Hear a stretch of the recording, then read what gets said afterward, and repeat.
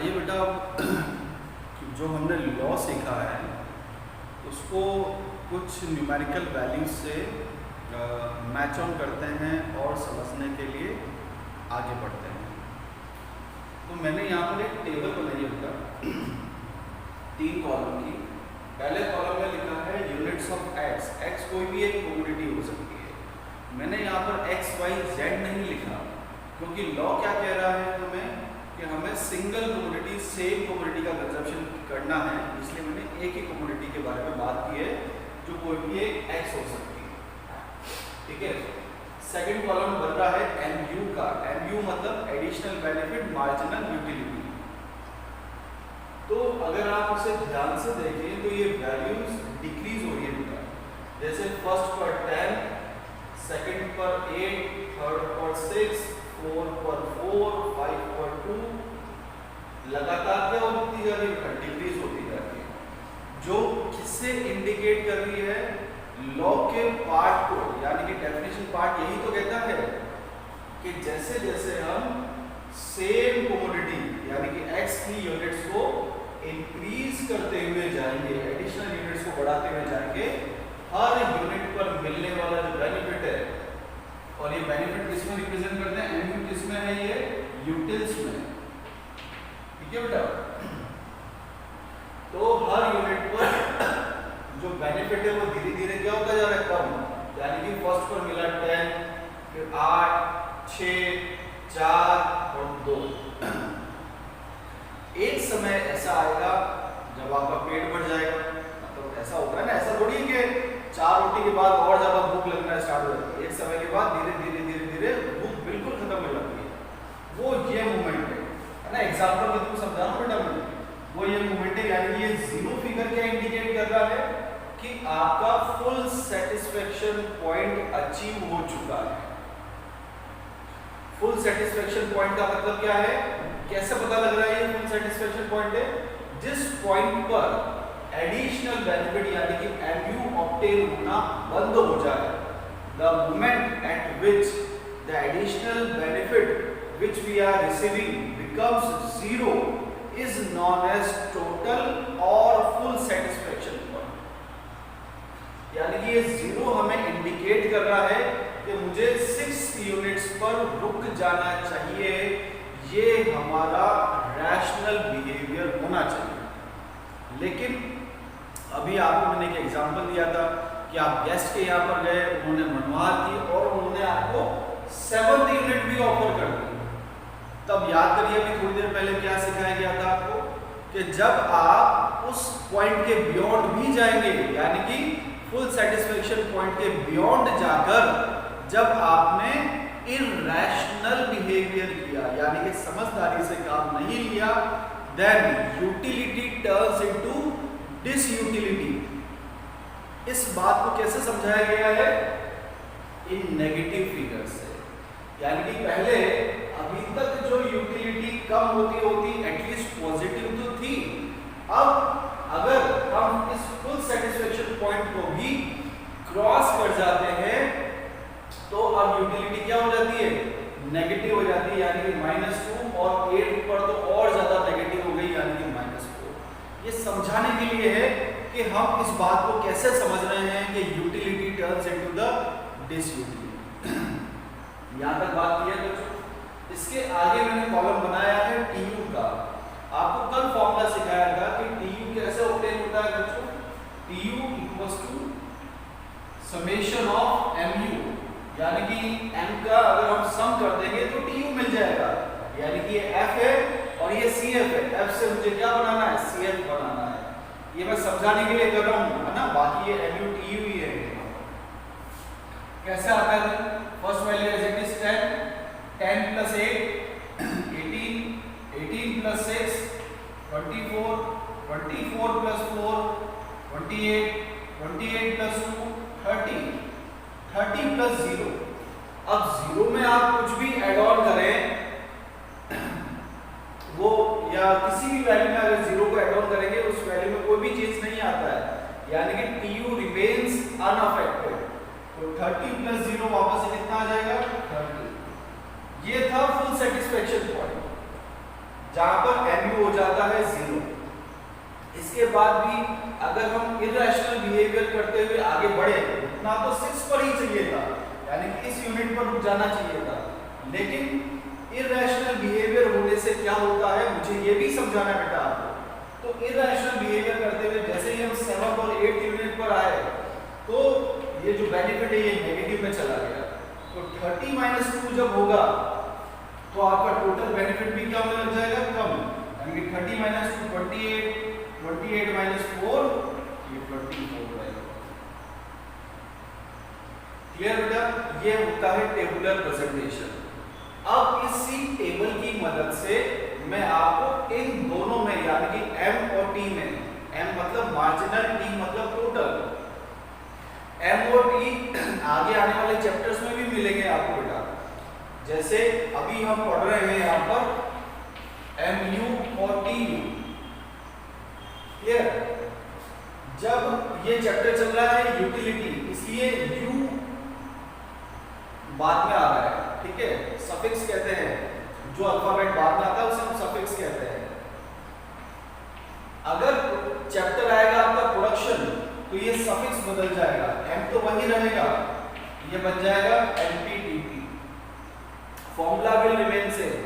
Post chapter आएगा MCTC, ये suffix पर ध्यान दीजिएगा। प्रोडक्शन चैप्टर आते से ही MPTP, पोस्ट चैप्टर पढ़ेंगे MCTC, रेवेन्यू चैप्टर पढ़ेंगे MRTR, यानी कि हर बार ये सफिक्स चेंज होगा लेकिन फॉर्मूले चेंज नहीं होंगे। m और t के फॉर्मूले और m और t में रिलेशनशिप भी वही रहेगी जो यहाँ पर हम पहले चैप्टर में सीख लेंगे। इसलिए मैं बार बार इंडिकेट कर रहा हूँ आपको कि ये बहुत इंपॉर्टेंट चैप्टर से ये समझ में आते हैं तो मुझे आगे वाले चैप्टर समझ में आते हैं। इसलिए स्किप मत करिएगा और पेंडिंग मत रखिएगा वीडियोस को। अब इसी टेबुलर प्रेजेंटेशन से मैं आपको रिलेशनशिप सिखाने में आगे बढ़ता हूं। तो मैं यहां पर अगला कॉलम बनाऊंगा बच्चों, relationship between TU and MU, यानी कि MU और TU के बीच में क्या रिलेशनशिप होती है। आपकी बुक में इसे अलग से लिखा हुआ है, लेकिन मेरा सजेशन है कि आप जैसे मैं सिखा रहा हूं वैसा का वैसा ही करेंगे तो आपको एक ही जगह पर सारी चीजें समझ में आएंगी। अब इस रिलेशनशिप को बनाने के लिए आप क्या करें कि जब तक m की वैल्यूज डिक्लाइन कर रही हैं वहां पर एक पार्टीशन दे दें। कहां तक डिक्लाइन कर रही है बेटा? 10 8 6 4 2, 2 के बाद तो 0 बन रहा है, तो डिक्लाइन कहां तक हुआ? 2 तक। तो पहला पार्टीशन देते हैं आप यहां पर 0 के बारे में तो बहुत सारी बातें की थी मैंने, एक पार्टीशन में 0 और तीसरा पार्टीशन आ जाएगा जहां पर नेगेटिव फिगर्स आ रहे हैं। बाकी के रिमेनिंग सेगमेंट को आप रब कर सकते हैं ताकि आपकी टेबुलर प्रेजेंटेशन अच्छा बने। अब यहां पर बात करते हैं 10 8 6 4 2, यानी कि m के फिगर्स क्या कर रहे हैं बेटा? डिक्लाइन कर रहे हैं। तो पहला पॉइंट क्या लिखेंगे हम? when mu is declining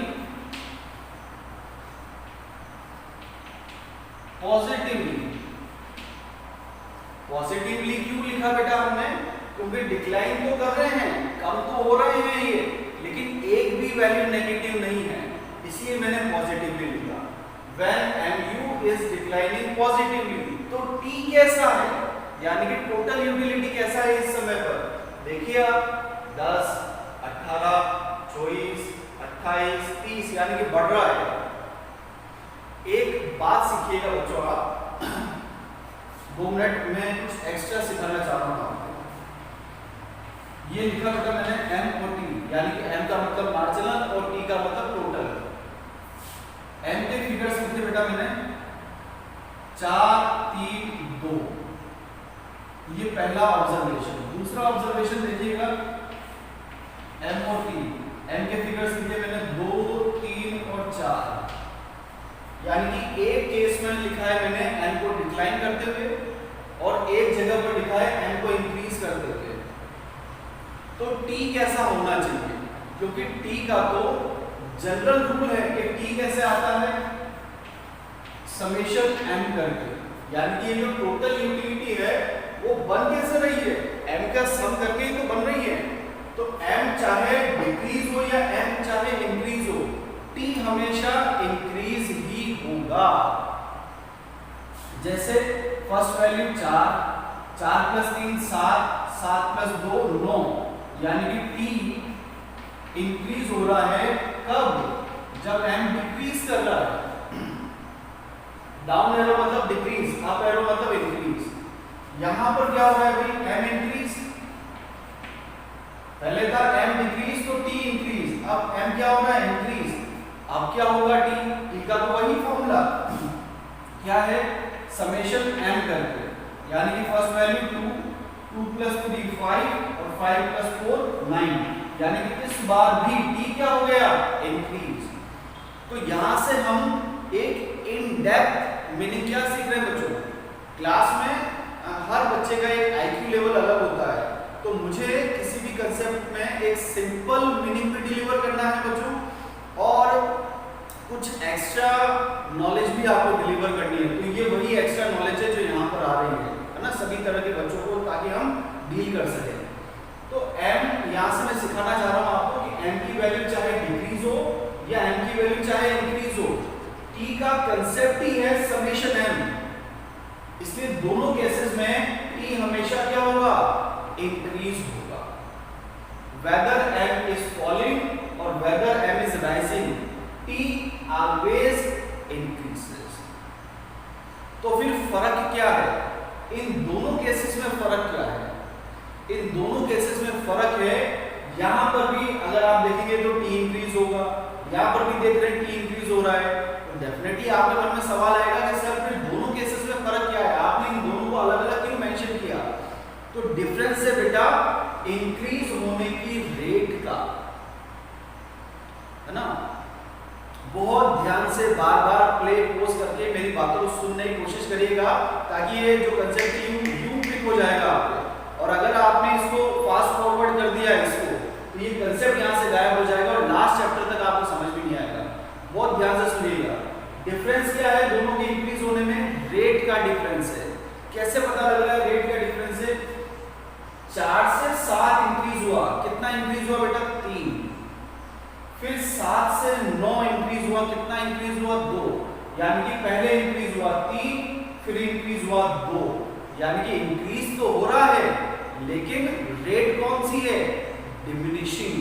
तो इसको यहां पर और कैसे स्पेसिफाई कर सकते हैं, T increases at diminishing rate, यानी कि T इंक्रीज तो हो रहा है लेकिन कैसे इंक्रीज हो रहा है, डाउन एरो और ING लिखा है, इसका मतलब डिक्रीजिंग रेट। यहां पर आते हैं 2 से 5 गया, कितने बढ़े 2 से 5 3, 5 से 9 कितने बढ़े 4, तो पहले इंक्रीज हुआ 3 से फिर इंक्रीज हुआ 4 से, तो यहां पर T इंक्रीज तो हो रहा है लेकिन T increases eight increasing rate. अब एरो और ING लिखा है, मतलब T increases eight increasing rate. ये फर्क होता है m का कि उसकी वैल्यू इंक्रीज कर रही है या डिक्रीज कर रही है। तो ये बहुत एक्स्ट्रा नॉलेज थी बच्चों जो मैंने आपको यहाँ पर सिखाई है। ये नॉलेज आपको मदद करेगी जब आप प्रोडक्शन चैप्टर पढ़ेंगे, है ना। तो पहले से ही आपको मैंने मेंटली प्रिपेयर किया है कि ऐसे सिनेरियो भी आपको देखने को मिल सकते हैं। आप चाहें तो इसका स्क्रीनशॉट लें या चाहें तो जैसा आपको ठीक लगे कि आप नॉलेज को अचीव करना चाहते हैं, ग्रैब करना चाहते हैं, क्योंकि टीचर बेटा सबको कॉमन पढ़ाता है ना। अब डिपेंड करता है स्टूडेंट के ऊपर कि वो कितना ग्रैब करता है टीचर से, कितनी नॉलेज को अचीव करता है, वो सब आपके ऊपर है। वापस से अब पहले पॉइंट पर आ जाते हैं।